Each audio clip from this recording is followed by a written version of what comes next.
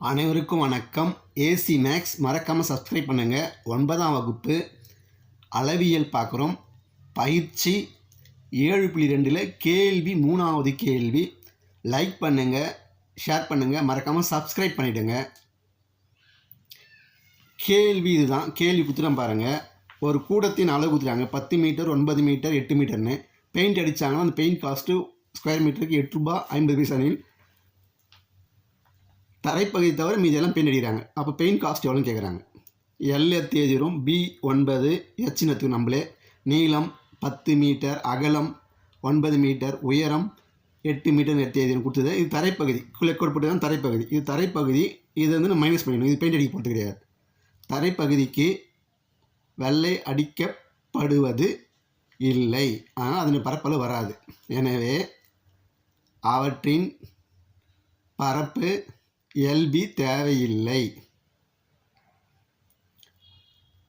அப்போ மற்ற பரப்பு எது அப்படின்னு கேட்டிங்கன்னா, மற்ற பரப்பளவு ஈக்குவல் டு பக்கப்பரப்பு ப்ளஸ் மேல் கூரை பகுதியின் பரப்பு. அப்போ பெயிண்டிங் த 1 ஸ்கொயர் மீட்டருக்கு காஸ்ட் எவ்வளோனா 8 ரூபா 50 பைசா கொடுத்துட்டாங்க. இப்போது தரைப்பகுதி மட்டும் பெயிண்ட் அடிக்கக்கூடாது நம்ம. அப்போ நீளம் எல் ஈக்குவல் டு 10 மீட்டர், அந்த கலர்லேயே எது நான் அகலம் பி வந்து 9 மீட்டர், உயரம் 8 மீட்டர். பரப்பளவு கனச்செவகத்தின் மொத்த பரப்பு மைனஸ் தரையின் பரப்பளவு மைனஸ் பண்ணிட்டால் போதும். செவகத்தின் பரப்பளவுன்னு அர்த்தம் அது. அப்போ கனச்செவகத்தின் மொத்த பரப்புனா ஃபார்முலா லேட்ரல் சர்ஃபேஸ் ஏரியா. இதுதான் formula. 2 bracket LB plus BH plus LH square யூனிட்னு அர்த்தம். மைனஸ் எல்பி, ஏன்னா தரைப்பகுதியுடைய பரப்பளவு வந்து ரெக்டாங்கிள், அதனால் அது எல்பி பரப்பளவு கண்டுச்சு மைனஸ் பண்ணிடும். 2 பிராக்கெட் எல்லுக்கு 10 பெருக்கல் 9 கூட்டல் பிஹெச்சுக்கு 9 பெருக்கல் 8 ப்ளஸ் எல்ஹெச்சுக்கு 10 பெருக்கல் 8. அந்த மதிப்பை பிரதிகிறோம், சப்ஸ்டிட் பண்ணிக்கிறோம். பிராக்கெட் மைனஸ் எல்லுக்கு எவ்வளோ 10 பெருக்கல் 9. இப்போ 2 பிராக்கெட் 10 9 90 கூட்டல் 9 8ன்னா வரும் 9 8 72 கூட்டல் 10 8 80 பிராக்கெட் மைனஸ் 10 9 90 பெருக்கி எழுதிடும். உள்ளே கற்று கூட்டுங்க. கூட்டினா 242 மைனஸ் 90 வருது. அப்போ 242 2ஆல் பெருக்குங்க. என்ன வரும் அப்படின்னா 2 2 4, 4 2 8, 2 2 4, 484.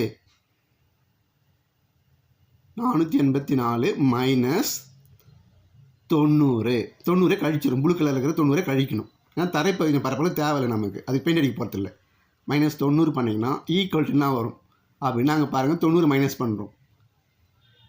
484 90 மைனஸ் பண்ணிட்டா 4 0 போயிடுச்சு, 4 வந்துடும். அப்படியே 8 9 போகும்போதே பாரோ பண்ணிக்கிறோம்.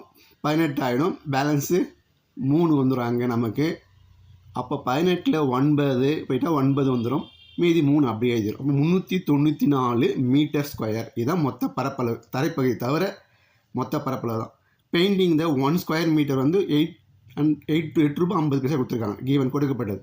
த total cost of the painting வந்து நம்ம கண்டுபிடிக்கணும். ஈக்குவல் டு எவ்வளோ அப்படின்னா ஸ்கொயர் மீட்டர் எவ்வளோ மொத்தம் 394. 394 பெருக்கல் 8 ரூபா 50 பைசாவில் பெருக்கிறோம். பெருக்குனா மொத்தம் பெயிண்டிங் காஸ்ட்டு ரூபாய் எவ்வளோ கிடைக்கும். அப்போ 394 பெருக்கல் 8 ரூபா 50 பைசா பெருக்கினீங்கன்னா 0 பெருக்கினா 0 0 3 0 வந்துடும். 0 0 0 8 5 40க்கு சரி 5 20க்கு 0 மீதி 2 அப்படியே எழுதிடும். திரும்பி 9 5 45 45 2 47 7 போட்டு மீதி 4 அப்படியே எழுதிடும். அப்புறம் 3 5 15 4 கூட்டிடும். அதே வெட்டினா 32 2 போட்டு மீதி 3.